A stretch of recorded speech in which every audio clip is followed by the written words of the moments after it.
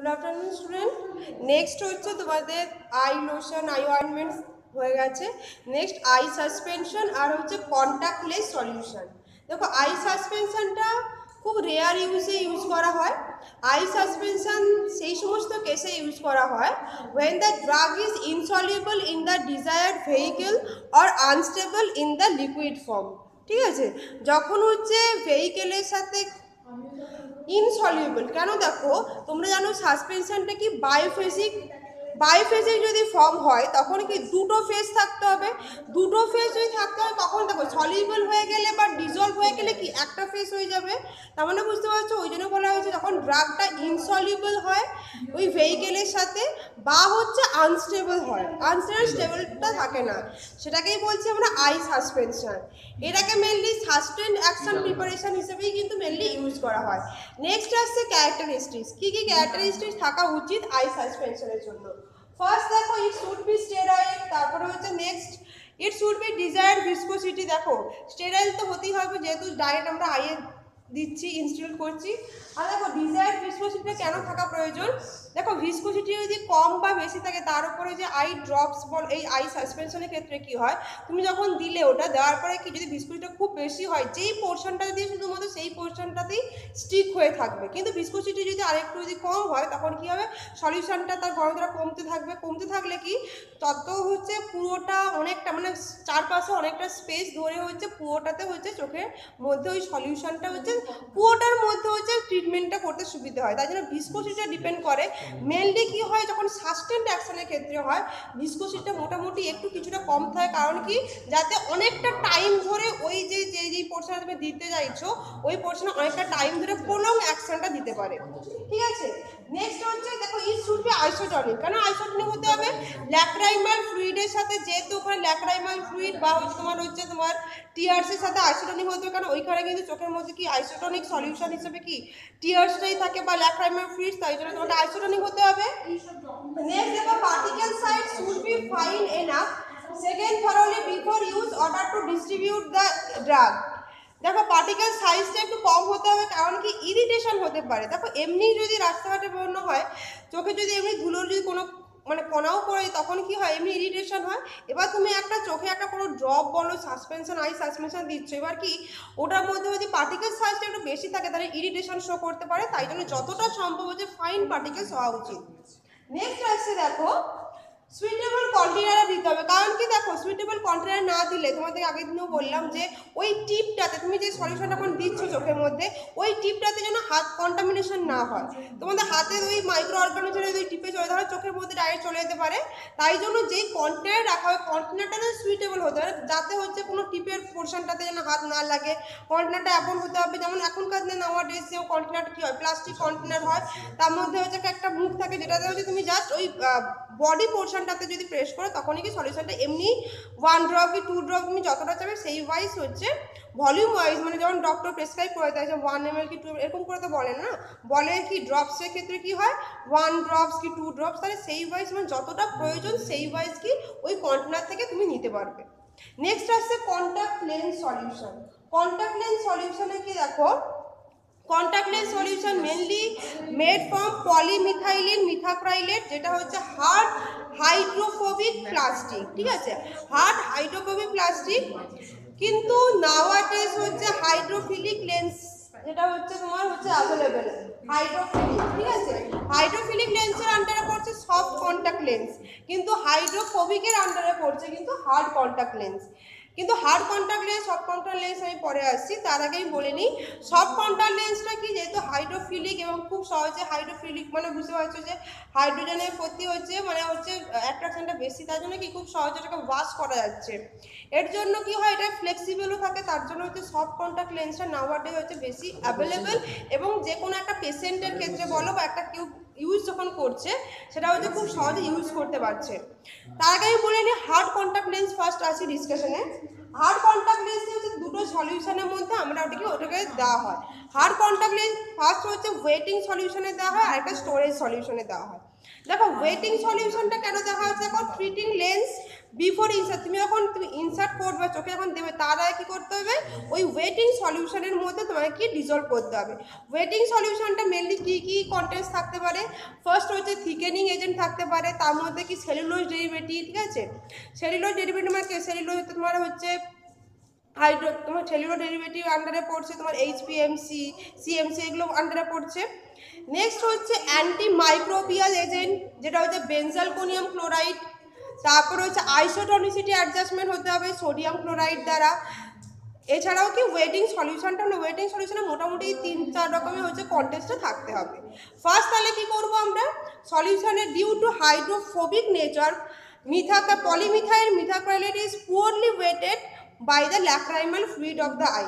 যেটা হচ্ছে hard contact লেন্সের জন্য প্রবলেম, সেটাই কিন্তু সব কন্ট্যাক্ট লেন্সে এটার জন্য কিন্তু অ্যাডভান্টেজ, ঠিক আছে। যেহেতু এটা হাইড্রোফোবিক নেচার হওয়ার জন্য ল্যাক্রাইমাল ফ্লুইডের সাথে কিন্তু খুব সহজেই কিন্তু ওয়েট হয়ে যায় না বা ডিজলভটাও হতে পারে না বা জিনিসটা ভিজে যেতে পারে না।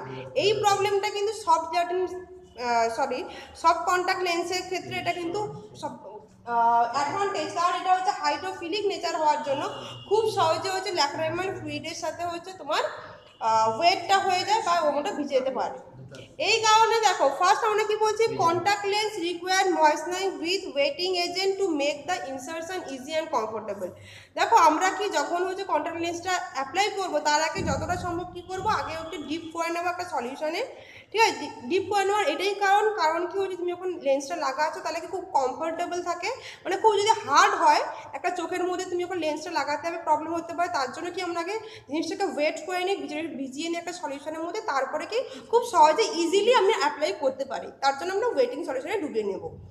তারপরে কি হচ্ছে, since the contact lens solution required to be use daily for years together. দেখো মোটামুটি যেহেতু অনেকটা 1 ইয়ার্সে বা কিছুদিনের মধ্যে যেহেতু সলিউশনের মধ্যে তোমার ডিপ করা হয়, সলিউশনটা কিন্তু গুড কোয়ালিটি হতে হবে, স্টেরাইল প্রিপারেশনটা হতে হবে। নেক্সট আসছে স্টোরেজ সলিউশন। এটা হলো তুমি ওয়েটিংয়ের মধ্যে তুমি ডোবানো হলো যাতে কি খুব সহজে ইজিলি তুমি লেন্সটাকে তুমি পড়তে পারো। নেক্সট স্টোরেজ সলিউশনের ক্ষেত্রে কি আসছে, it should be overnight cleaning, ঠিক আছে। তুমি যখনই হচ্ছে ক্লিন করবে একটা সারা রাতে কিন্তু ক্লিনটা করতে হবে, যাতে কি হয় ওর মধ্যে ওই সলিউশনটা হচ্ছে সোক করে যায়, ঠিক আছে, সোক করা যায় তার, এবং কি ওটাকে স্টোর করে রাখতে হয়। এবং ওই ওভারনাইট রাখার একটাই কারণ কি হয়, জিনিসটা হাতে হচ্ছে ওই সলিউশনটা যেহেতু এটা হাইড্রোফোবিক নেচার খুব সহজে তো ওটা সোক করবে না, তাই জন্য আমরা ওভারনাইট রাখবো যাতে সোক করার জন্য, ঠিক আছে, ক্লিন করা যায়। তারপরে কি করব আমরা ওটাকে মানে ওখান থেকে এখন লেন্সটাকে তুলবো, তারপরে কি আমরা পিউরিফাইড ওয়াটার দিয়ে ওটাকে আমরা সলিউশনটাকে পিউরিফাইড ওয়াটার দিয়ে ওই কন্ট্যাক্ট লেন্সটাকে ওয়াশ করে নেবো, তারপরে হচ্ছে আমরা অ্যাপ্লাই করতে পারি বা চোখে নিতে পারি, ঠিক আছে। এছাড়াও কি they store in a storage solution to prevent dehydration. আরেকটাও করা হয় স্টোরেজ সলিউশনে রাখা, আরেকটাও কারণ যাতে ডিহাইড্রেশন থেকে প্রিভেন্ট করা যায়।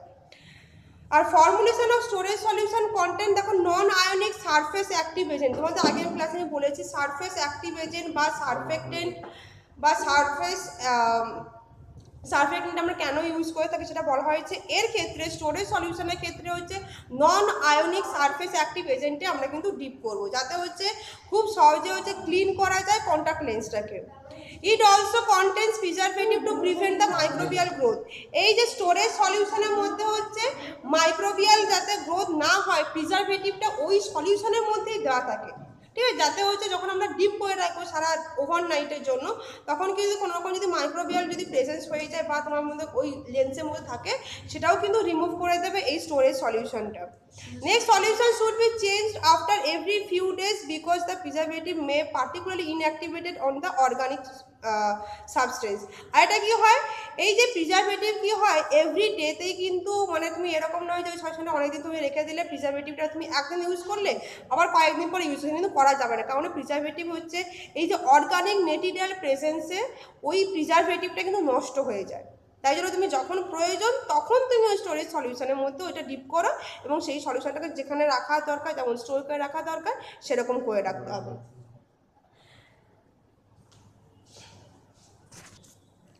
নেক্সট দেখো কন্ট্যাক্ট লেন্স সলিউশন, এখানে কিন্তু আমরা স্টেরাইল তো এমনি হতে হচ্ছে, স্টেরাইল হতে হয় প্লাস হচ্ছে মাইক্রোবিয়াল হচ্ছে যাতে প্রিজারভেটিভ রাখবে, তাতে হচ্ছে মাইক্রোবিয়াল যদি কারোর কারণে চলে আসে সেটাকে হচ্ছে প্রিভেন্ট করতে পারে। ঠিক আছে, লেভেলটা কি করতে হবে, verb against container during enough frequent change in the storage solution. একটা কি করতে হবে, লেভেল রাখতে হবে যে কতটা কীরকম কি আমরা কীরকমভাবে করার ডাইরেকশনটা দেওয়ার জন্য। নেক্সট আসছে সফট কন্টাক্ট লেন্সটা, দেখো এটা হচ্ছে হাইড্রোফিলিক নেচার। এর ক্ষেত্রে এটা আমরা বেশি ইউজ করি কেন, সফট কন্টাক্ট লেন্স হচ্ছে খুব ফ্লেক্সিবলের থেকে এটা এছাড়াও হচ্ছে সার্টেন মেডিকেমেন্ট, কিছু কিছু মেডিকেমেন্টসে হয় আই ড্রপস আর preservative from wetting and storage solution strongly absorb by the soft contact lens. এই দেখো হার্ড কন্টাক্ট লেন্সটা কি হচ্ছে, যেহেতু হাইড্রোফোবিক নেচার হওয়ার জন্য আমরা ওভারনাইট ধরে রাখছিলাম যাতে হচ্ছে ওটাকে সোক করতে পারে ওই সলিউশনটা।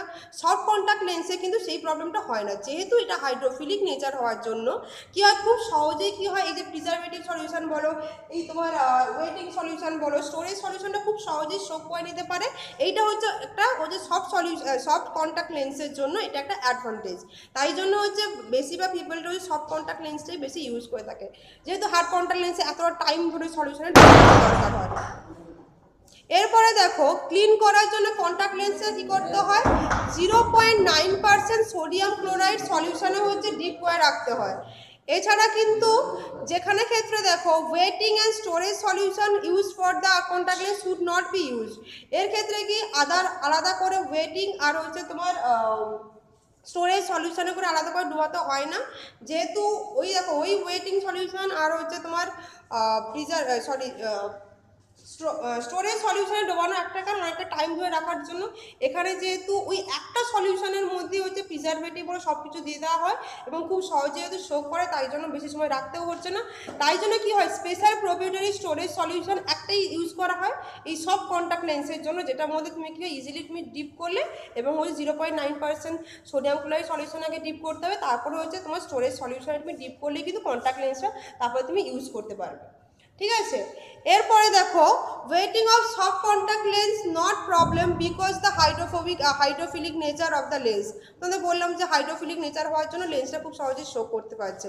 Storage solution should B sterile. দেখো যেহেতু তোমাদের যেহেতু ডায়েট আমরা চোখে অ্যাপ্লাই করছি, তাই জন্য কিন্তু স্টোরেজ সলিউশনটা যেহেতু একটাই সলিউশন এখানে ইউজ করছি, এখানে কিন্তু তোমার হচ্ছে ওয়েটিং সলিউশনটা আর ইউজ করার দরকার হয় না, তার জন্য কিন্তু এই সলিউশনটাও কিন্তু স্টেরাইল হতে হবে। নেক্সট আসছে কন্টেনার। ডাইরেক্ট তুমি যখন সলিউশনটাকে মধ্যে ডিপ করলে, করার পর তুমি রিইউজ করে নিলে, করার পর তুমি যখন অ্যাপ্লাইও করে নিলে, এবার কি কন্টেনারটা কীরকম কন্টেনারে হচ্ছে এই কন্টাক্ট লেন্স সলিউশনটাকে রাখা উচিত, কারণ কি তোমার যেহেতু স্টেরাইল থাকতে হবে, তারপরে হাইড্রোফোবিক একটা ব্যাপার থাকছে যে কোন সলিউশনের জন্য কোন সলিউশনটা রাখা উচিত এবং কতটা টাইমে রাখা উচিত, সেই জন্য কন্টেনারও কিন্তু সেই বেসিসে কন্টেনারটাকেও চুজ করা হয়। এর ক্ষেত্রে মেনলি হচ্ছে plastic container with inbuilt dropper with return use and excess solution of the container. এখানে ক্ষেত্রে মেনলি প্লাস্টিক কন্টেনারই আমরা ইউজ করছি, তার মধ্যে একটা ড্রপার থাকছে। আর ড্রপারের মধ্যে কী হয়, তুমি ড্রপার যদি কন্টেনারের মধ্যে যদি এক্সেস সলিউশন দিয়ে দাও, কারণ কি একটা জিনিস বুঝতে পারছো যে পুরোটা যদি একটা কন্টেনারের মধ্যে পুরোটা যদি সলিউশন দিয়ে ডিপ করা থাকে, তাহলে কি ইজিলি এটাকে ফ্লো আউট হয়ে বেরিয়ে আসতে পারে। তাই জন্য যেহেতু ড্রপারও আছে তার সাথে, তাই জন্য কিছুটা পরিমাণ সলিউশনটা কম রেখে কিন্তু ড্রপার দিয়ে অ্যাডজাস্ট করা উচিত। Excess solution. তারপর নেক্সট হচ্ছে minimise the chance of microbial contamination. এই কন্টেনারে একটা প্লাস পয়েন্ট আছে, এমনভাবে ডিজাইন করা হয় যাতে হচ্ছে মাইক্রোবিয়াল কন্টামিনেশন প্রোডাক্ট মানে হচ্ছে কি ড্রপারের পোর্শন বা ক্যাপের পোর্শনের সাথে হচ্ছে ওই সলিউশনের কন্ট্যাক্ট যাতে না হয়। ঠিক আছে, কারণ কি আমরা যখন সলিউশনে কন্টেনারটাকে খুলবো তখন কি হাতটা আমাদের যাবে, মাইক্রোঅর্গানিজম চলে আসতে পারে, তার জন্য কি যাতে কন্ট্যাক্ট না হয় ওই কন্টেনারের ড্রপারের সাথে বা ক্যাপের সাথে ওই সলিউশনে, তাহলে কি মাইক্রো অর্গানিজম থেকেও ফ্রি থাকা যাবে। সেরকমভাবে হচ্ছে কন্টেনারটাকে ফর্মুলেশন করা হয় আর হচ্ছে তৈরি করা হয়। থ্যাংক ইউ স্টুডেন্ট, তোমাদের স্টেরাইল ডোজেস ফর্মটা এখানেই শেষ হল।